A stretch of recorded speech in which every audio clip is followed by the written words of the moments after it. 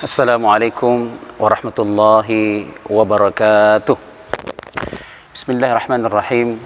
Alhamdulillahi rabbil alamin alqail alhamdulillahi rabbil alamin alqail fi kitabihil aziz. A'udzu billahi minasyaitonir rajim.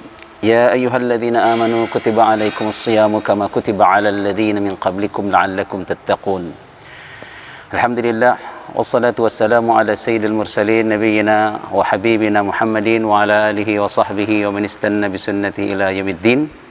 Allahumma taqabbal minna salatana wa siyamana wa qiyamana wa salih a'malina wa tammim taqsirana ya rabbal alamin. Alhamdulillah, kita bersyukur kepada Allah Subhanahu wa taala. Kembali di malam hari ini Allah Subhanahu wa taala kurniakan kita keimanan dan keislaman. Mudah-mudahan Allah Subhanahu wa taala berikan kita keistiqomahan dalam iman dan Islam sampai kemudian kita kembali kepada Allah Subhanahu wa taala dalam keadaan sebagai seorang muslim sesuai dengan pesan Allah, wala tamutunna illa wa antum muslimun. Jemaah sekalian, saudara-saudara yang bisa menyaksikan tayangan ini, insyaallah pada pertemuan malam hari ini saya akan membahas kajian terkait dengan perkara-perkara yang keseharian kita yang kadang sering kita remehkan dan anggap sesuatu yang biasa. Nah, Pak, ini sebenarnya juga tidak terlalu masalah besar, karena yang masalah besar itu adalah kalau perkara yang wajib kita remehkan. Tetapi juga tidak salah dalam kesempatan kali ini saya akan membahas ada perkara-perkara sederhana yang memang kadang kita remehkan, sebenarnya tidak layak juga kita remehkan karena memiliki nilai sendiri dalam pandangan syariat Allah Subhanahu wa taala.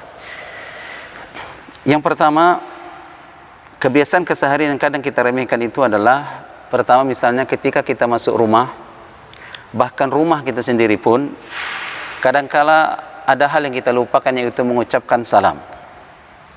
Karena merasa ini rumah kita, ketika kita masuk kita tidak baca salam. Ini memang sesuatu yang kadang kita remehkan, sebab memang tidak ada nilai dosa sama sekali kalau kita tidak mengucapkan salam. Salam hukumnya sunnah. Tetapi kalau kita lakukan, kalau kita ucapkan salam ketika kita masuk, Assalamualaikum warahmatullah.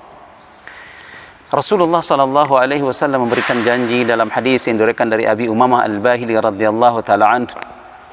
Rasulullah sallallahu alaihi wasallam bersabda, "Thalathatun kulluhum dhamin 'ala Allah azza wa jalla." Ada 3 orang yang mendapat jaminan dari Allah azza wa jalla. Yang pertama, rajulun kharaja ghaziyan fi sabilillah fa huwa dhamin 'ala Allah hatta yatawaffahu fa yadkhiluhu al-jannah aw yarudduhu bima nala min ujrah aw ghanimah. Orang yang dijamin oleh Rasul, oleh Allah azza wa jalla, yang pertama orang pergi berjihad di jalan Allah, berjihad, berperang di jalan Allah. Ketika dia berangkat Allah jamin. Kemudian sampai dia meninggal dunia, lalu Allah masukkan, Allah jamin dia masuk surga. Atau kalau dia hidup, Allah berikan jaminan dia mendapatkan kemenangan dan harta rampasan perang. Yang kedua, kata Rasulullah sallallahu alaihi wasallam, wa rajulun raha ila al-masjid fa huwa dhamin 'ala Allah hatta yatawaffahu fa yadkhiluhu al-jannah aw yarudduhu bima nala min ujratin aw ghanimah. Sama dengan orang berjihad, ketika orang berangkat ke masjid, bolak-balik dia ke masjid, dia berada dalam jaminan Allah sampai Allah wafatkan dia. Kalau Allah wafatkan dia pada waktu itu, maka Allah masukkan dia ke dalam surga. Kalau tidak Allah wafatkan, maka Allah berikan dia pahala dan kemenangan dan kebaikan yang lainnya. Nah, yang ketiga ini yang menjadi bahasan kita pada kali ini adalah wa rajulun dakhala baitahu bisalamin fa huwa dhamin 'ala Allah azza wa jalla. Orang yang masuk rumahnya lalu dia mengucapkan assalamualaikum, maka dia di dalam jaminan Allah Subhanahu wa taala. Kita hampir dalam banyak hal kita butuh jaminan. Dan jaminan yang paling istimewa dan paling sempurna adalah kalau yang menjamin itu langsung Allah Subhanahu wa taala. Karena itu saudara sekalian, kadang kita merasa karena ini tidak berdosa, maka kalau kita masuk rumah, ya masuk saja. Tidak wajib mengucapkan assalamualaikum. Tapi coba perhatikan kembali apa pesan Nabi sallallahu alaihi wasallam, kita mendapat jaminan Allah Subhanahu wa taala ketika kita masuk rumah mengucapkan assalamualaikum. Dan diriwayatkan daripada Imam Abu Daud illa anna qala thalathatun kulluhum dhamin 'ala Allah in 'asha ruziqa wa kufiya wa in mata dakhala al-jannah. 3 orang ini kata Abu Daud, dalam riwayat Abu Daud, 3 orang ini semuanya dijamin oleh Allah. Kalau dia hidup dia akan dijamin rezekinya, kalau dia mati rezekinya dan dicukupi oleh Allah, dan kalau dia mati Allah jamin dia masuk surga. Rajulun dakhala baitahu bisalamin fahuwa dhamin 'ala Allah. Orang yang masuk rumah dan dia mengucapkan salam maka dia dijamin oleh Allah Subhanahu wa taala. Perkara ini mudah sekali. Semua kita hafal assalamualaikum. Cuma masalahnya mengucapkan ini kadang kita meremehkan. Sekedar mengucapkan assalamualaikum karena kita merasa ini rumah saya. Beda kalau kita masuk rumah orang. Main selonong saja itu tidak beradab, sangat tidak beradab. Nah, karena kita merasa ini rumah kita, maka kita merasa tidak perlu untuk mengucapkan salam. Ini yang saya katakan, kadang ada perkara sederhana tetapi luar biasa di sisi Allah, tapi kita remehkan. Yang kedua, ma'asyiral muslimin wal muslimat, ketika kita masuk ke dalam rumah kita, di samping kita meremehkan mengucapkan salam, kadang kita masuk pun tidak terlalu penting apakah masuk itu baca bismillah atau tidak baca bismillah. Pokoknya masuk sajalah. Peduli amat pakai baca bismillah, ribet.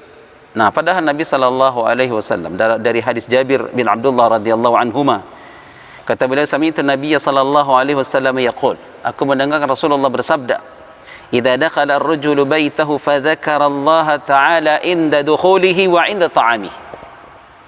Kata beliau, apabila seseorang memasuki rumahnya lalu dia menyebut nama Allah Subhanahu wa taala ketika dia masuk atau ketika dia mau makan.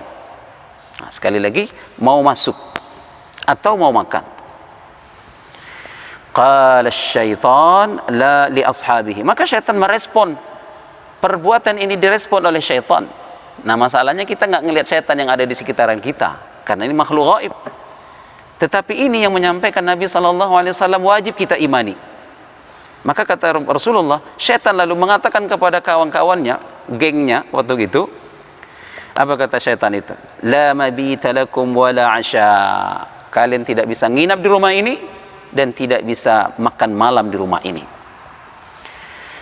Kita kadang karena merasa tidak melihat syaitan, tidak merasa ada gangguan syaitan, maka ketika kita masuk, mau kaki kanan mau kaki kiri juga tidak terlalu penting, ini juga bagian adab. Tapi kita masuk dengan membaca bismillah, kadang kita lupakan padahal ini pagar rumah kita untuk anak dan istri kita, semoga tidak diganggu oleh syaitan. Kita tentu ingin rumah kita ini tidak dihuni tidak ditumpangi oleh syaitan. Sebab syaitan itu Allah ciptakan untuk mengganggu kita. Nah, maka salah satu cara adalah masuklah rumah kita, di samping kita mengucapkan assalamualaikum, pas kaki melangkah dengan kaki kanan ucapkan bismillah. Apakah harus lengkap bismillahirrahmanirrahim? Boleh. Apa sekedar bismillah? Boleh. Yang penting kata Nabi sallallahu alaihi wasallam, ketika dia masuk rumah atau ketika dia mau makan, dia menyebut nama Allah Subhanahu wa taala. Sebaliknya, wa idza dakhala falam yadhkurillaha ta'ala inda dukhulihi. Kalau dia masuk tapi dia masuk begitu saja tidak menyebut bismillah, maka kata Nabi sallallahu alaihi wasallam, qala asy-syaitan adraktumul mabit. Nah, kata syaitan dengan kawan-kawannya itu, kalau begitu malam ini kita nginap di sini. Jadi kita menyediakan rumah kita sebagai penginapan buat syaitan malam itu gara-gara sederhana, masuk rumah tidak membaca bismillah. Wa idza lam yadhkurillaha ta'ala 'inda ta'amih, ketika dia mau makan tidak menyebut nama Allah, qala syaitan adraktumul mabit wal asya. Kalau begitu kata syaitan, pesta kita, bisa numpang menginap, bisa numpang makan sekalian. Sekali lagi, bukan perkara sederhana. Andai kata syaitan itu ada wujud zahirnya, nampak, siapa yang mau kemudian rela rumahnya ditumpangi oleh syaitan, dan siapa yang mau makan bareng dengan syaitanur rajim sebagai musuh kita. Karena itu, mari kita mulai berubah untuk tidak meremehkan perkara sederhana ini. Masuk rumah baca bismillah. Masuk rumah sebelumnya assalamualaikum. Tak kira itu rumah kita, apakah lagi rumah tetangga, jiran, atau orang lain yang akan kita masuki. Ma'asyiral muslimin wal muslimat, a'azzani Allah wa iyyakum ajma'in. Ada lagi di antara perkara yang sama dalam kondisi kita mau makan.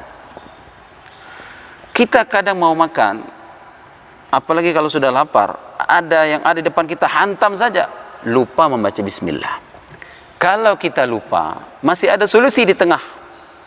Misalnya, selama makanan yang kita makan belum habis, Rasulullah memberikan solusi, boleh kita mengucapkan bismillahi awwalahu wa akhirahu, atau bismillah fi awwalihi wa akhirihi.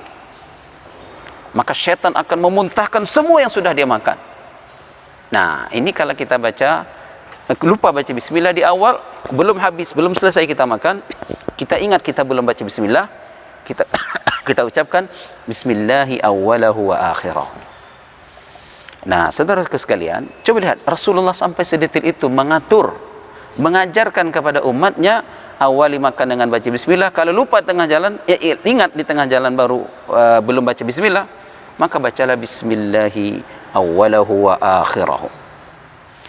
Dan satu hal juga yang sering kita lihat, di samping kita makan dengan tangan kanan ini bagian dari adab, tetapi juga jangan diremehkan.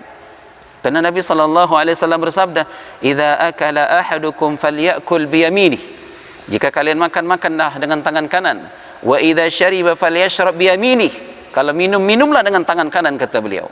Fa inna syaitana ya'kulu bishimalihi wa yashrabu bishimalihi. Karena yang namanya syaitan itu makan dan minumnya dengan tangan kirinya. Kita kalau makan normal, makan nasi, itu pakai tangan kanan, atau makan yang ada sendoknya biasa pakai tangan kanan. Tapi kalau ada sendoknya dan ada garpunya, ini sendok pakai tangan kanan, garpu tangan kiri, dua-duanya masuk. Satu tangan yang baik, satu tangan syaitanir rajim. Nggak ada dosa, betul. Ini bukan konteks dosa, ini konteks betapa kita makan dengan syaitan. Maka jangan menyerupai syaitan dengan cara makan dengan tangan kiri. Kadang kala kita makan pun, gelas setelah makan atau di saat kita sedang makan, kita ingin minum, kadang gelasnya itu kita takut kotor bagian luarnya karena tangan kita sedang ada makanan, akhirnya kita minum dengan tangan kiri biasa saja, padahal itu yang disebut Rasulullah, syaitan minum dengan tangan kiri. Ini kan bukan perkara wajib, ini bukan ada urusan dengan dosa. Dulu begitu juga. Lama kana rajulun 'inda Nabi sallallahu alaihi wasallam ya'kul bishimali. Rasul melihat ada seorang laki-laki makan dengan tangan kiri. Di depan mata kepala Nabi langsung. Faqala kul biyaminik. Langsung Rasulullah tegur, kata Rasul, "Ayo makan dengan tangan kanan." Rasul ajarkan, makan dengan tangan kanan. Qala, kata laki-laki itu, dia ngeles. Dia cari alasan, mirip orang ya kita zaman sekarang lah. Cari alasan. La astati'. Aduh, susah ya Rasulullah. Susah ya Rasulullah, enggak kuat, enggak sanggup saya. Qala istata'ta ma manahu illa al-kibr. Kata Rasulullah, yaudah kalau gitu kamu enggak akan sanggup, kata Rasulullah. Kenapa dia tidak mau makan dengan tangan kanan? Begitu ditegur Nabi, kibr. Karena rasa sombong. Nah, sombong ini salah satu indikasinya adalah menolak sesuatu yang sudah jelas-jelas benar, yang menyampaikan langsung dari lisan mulia Nabi SAW. Tidak ada keraguan kebenaran apa yang disampaikan Nabi. Makan dengan tangan kanan. Pesan Nabi ini berlaku abadi sampai datangnya hari kiamat, karena tidak ada syariat baru lagi setelah datangnya syariat Nabi SAW. Jadi pesan Nabi kepada siapapun sampai hari ini, makan dengan tangan kanan. Nah, laki-laki itu ketika menolak, setelah itu dia sulit untuk makan dengan tangan kanan. Nah, ini yang perlu kita ingat. Jadi Allah Subhanahu wa taala berikan kita kemudahan, jangan cari alasan untuk tidak melakukan kebaikan itu. Nanti dipersulit oleh Allah Subhanahu wa taala. Ini ada dalam riwayat hadis yang diriwayatkan oleh Imam Muslim, hadisnya sahih. Nah, hal yang lain, ma'asyiral muslimin wal muslimat, perkara yang kita remehkan, kadang kala kita remehkan adalah kalau kita masuk toilet, kita lupa untuk membaca bismillah. Emang kenapa kita harus baca bismillah? Sebab di dalam toilet itu ada syaitannya, al-khubuth wal khaba'ith. ada syaitan jantan dan syaitan betina. Kalau kita di hadapan orang, lalu kita berpakaian lengkap, aurat kita tidak kelihatan. Kita tutup pintu toilet kita, tertutup dengan rapat, aurat kita tidak kelihatan oleh manusia. Tapi jin masih bisa melihat kita. Lalu bagaimana agar kita memagari diri kita, aurat kita tidak kelihatan oleh jin?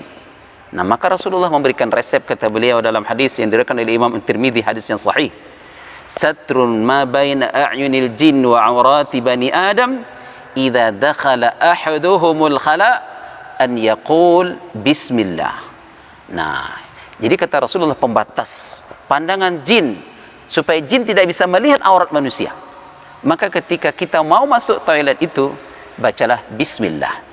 Kata para ulama, bagaimana kalau kita berada di luar, di tempat yang terbuka, kita pergi ke hutan, tidak ada toilet.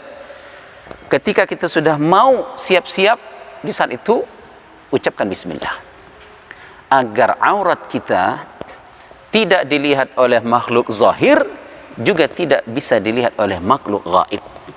Kalau makhluk zahir, kita bisa tutup dengan pintu kamar mandi kita, atau toilet kita.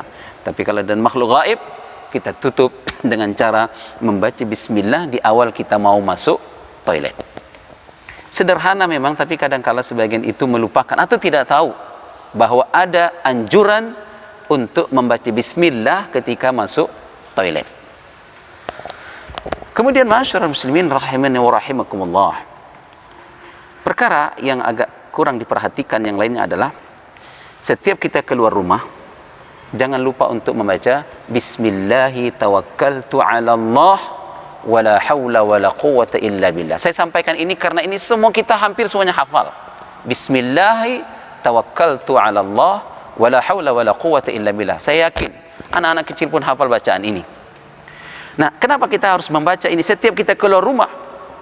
Kita kalau dalam rumah, kita berada di tempat yang privat kita, lebih terjaga dan aman. Tapi kalau kita pergi keluar, kita tidak punya jaminan aman. Lebih besar kemungkinan ada mudarat di luar. Maka agar kita berada dalam jaminan keamanan dari Allah Subhanahu wa taala, setiap kaki kita melangkah keluar, awalilah dengan mengucapkan bismillahi tawakkaltu 'ala Allah wala haula wala quwwata illa billah. Sebab apa? Idza kharaja ar-rajul min baitihi faqala bismillahi tawakkaltu 'ala Allah wala haula wala quwwata illa billah. Kata Nabi sallallahu alaihi wasallam, apabila seorang laki-laki keluar dari rumahnya lalu dia membaca bismillah tawakkaltu 'ala Allah wala haula wala quwwata illa billah, illa yuqalu hina idzin, dikatakan kepada laki-laki, pada orang itu, hudita wa kufita wa wuqita. Ada 3 hal jaminan dari Allah, kamu akan diberikan hidayah, kamu akan dicukupkan, dan kamu akan dijaga oleh Allah Subhanahu wa taala. Siapa yang tidak mau ketika kita sepanjang di luar rumah langsung dijaga oleh Allah Subhanahu wa taala? Nah, ini jaminan dalam hadis yang diriwayatkan daripada Imam Abu Daud dalam sunannya, dan Syekh Albani menilai hadisnya hadis yang sahih. Perkara yang kadang kita anggap tidak terlalu kita pedulikan adalah kadang kita habis salat 5 waktu kabur begitu saja, tidak menyempatkan zikir sejenak. Nah, seterburu-burunya kita jangan sampai tidak membaca ayat kursi. Itu saya ingin menegaskan betapa pentingnya membaca ayat kursi setiap habis salat 5 waktu. Sebab apa? Sebab kalau kita baca ayat kursi setiap habis salat 5 waktu, ada jaminan dari Nabi sallallahu alaihi wasallam. Dari hadis Abu Umamah, Rasulullah sallallahu alaihi wasallam bersabda, "Man qara'a ayatal kursi fi duburi kulli salatin maktubatin, lam yamna'hu min dukhulil jannah illa an yamut."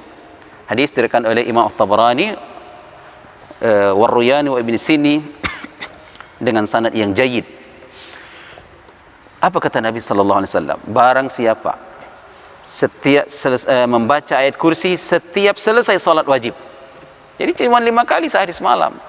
Setiap selesai salat 5 waktu membaca ayat kursi, kata beliau, maka tidak ada yang menghalanginya masuk surga kecuali kematian. Maksudnya, kenapa disebut tidak ada yang menghalanginya masuk surga kecuali kematian? Maksudnya, kalau orang ini habis salat zuhur dia baca ayat kursi, maka orang ini masuk surga. Tapi kenapa dia tidak langsung masuk surga? Karena dia belum meninggal dunia. Andai kata habis zuhur tadi kita baca, habis subuh tadi kita baca ayat kursi, menjelang zuhur Allah takdirkan, Allah wafatkan kita sebelum tiba waktu zuhur, maka bermakna orang itu dijamin matinya dalam sebagai jaminan mati masuk surga oleh Rasulullah sallallahu alaihi wasallam. Jadi sangat rugi besar. Kita rata-rata hafal ayat kursi, kita bacaan cuma 5 kali sehari semalam, tapi jaminannya luar biasa. Nah, kita kenapa merasa takut mati? Karena kita tidak punya jaminan kalau kita mati masuk surga. Sahabat ketika sedang makan kurma di medan perang, dia mau makan kurma, dia tanya sama Rasulullah, kalau saya maju ke depan lalu saya terbunuh, apakah saya mati syahid? Kata Rasulullah, kalau engkau maju engkau mati syahid. Dia lemparkan kurma itu, lalu dia maju ke depan dan akhirnya terbunuh mati syahid. Kenapa? Begitu semangat. Kenapa dia begitu semangat ke depan? Tidak sempat lagi untuk makan kurma, dia buang kurma itu. Karena sudah ada jaminan, di depan sana ada surga. Nah kita, siapa yang menjamin? Rasul tidak mengatakan engkau masuk surga, si fulan masuk surga. Rasul hanya katakan orang siapapun kaum muslimin yang setiap selesai salat 5 waktu baca ayat kursi, dia akan masuk surga kalau dia sudah meninggal dunia. Jadi betapa kalau kita remehkan perkara sederhana ini, nyesal luar biasa nanti di hari kiamat. Sebab jaminan masa depan kita langsung dijamin oleh Rasulullah sallallahu alaihi wasallam. Orang berpikir bagaimana jaminan hari tua, bagaimana jaminan masa depan, jaminan pendidikan anak. Ada yang jauh lebih penting dari semua itu adalah jaminan kehidupan akhirat kita dijamin surga oleh Rasulullah sallallahu alaihi wasallam. Jadi jangan pernah tinggalkan ayat kursi ini, walaupun sekali lagi hukumnya tidak wajib. Perkara yang kadang diremehkan juga oleh sebagian kita adalah ketika menguap mulut terbuka lebar begitu saja, dan kadangkala bunyinya kencang, lalu dijadikan bahan guyonan. Enggak, ini bukan sesuatu yang perlu ditertawakan. Rasulullah mengajarkan bahwa kalau menguap itu ada 2 hal, tutup dan tidak bunyi.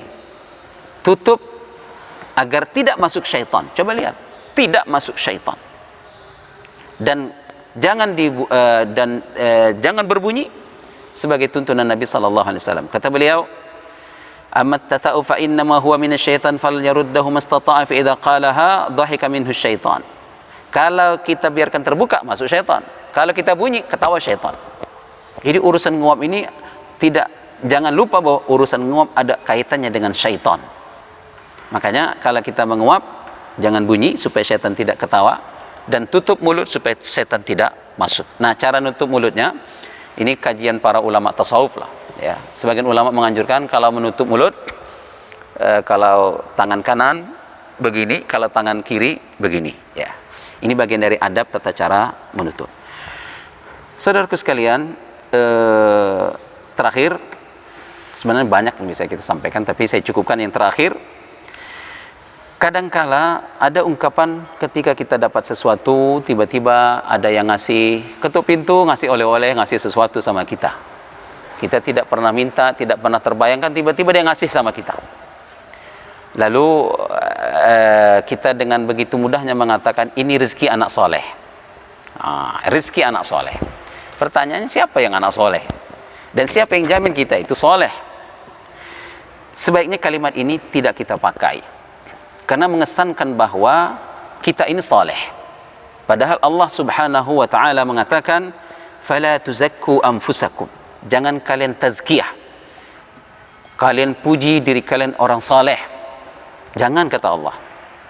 Jadi Nabi SAW mengajarkan ketika kita ada rizki, kita habis makan, habis minum, maka bagus kita baca pujian. Kita puji Allah yang memberikan kita rizki. Alhamdulillah. Atau kalau mau lebih panjang, Alhamdulillahilladzi at'amani hadha ta'am wa razaqanihi min ghairi haulin minni wala quwwah. Kata Nabi SAW, berarti siapa yang makan, lalu dia selesai makan dia baca doa ini, maka ghufira lahu ma taqaddama min dhanbihi wa ma ta'akhkhar, diampunkan dosa yang lalu dan akan datang. Hadis diriwayatkan oleh Imam Abu Daud, hadisnya hasan. Sekali lagi, tidak perlulah kita mengucapkan ini rezeki anak saleh, sebab kita belum tentu soleh di sisi Allah Subhanahu wa taala, dan kita tidak layak membanggakan bahwa kita sebagai anak saleh. Maka cukup kita mengucapkan syukur kepada Allah, alhamdulillah. Dan kalau orang itu ada di depan kita, kita balas dengan mengucapkan jazakallahu khairan sebagai sebaik-baik balasan doa kita atas pemberian yang sudah diberikan kepada kita. Mudah-mudahan dari perkara yang ada ini, yang mungkin terasa remeh-temeh, biasa saja, dan tidak ada urusan dengan dosa, tetapi sekali lagi alangkah baiknya kalau perkara ini bisa kita amalkan dengan baik, karena di balik itu terdapat kebaikan yang luar biasa di sisi Allah Subhanahu wa taala. Wallahu a'lam bissawab.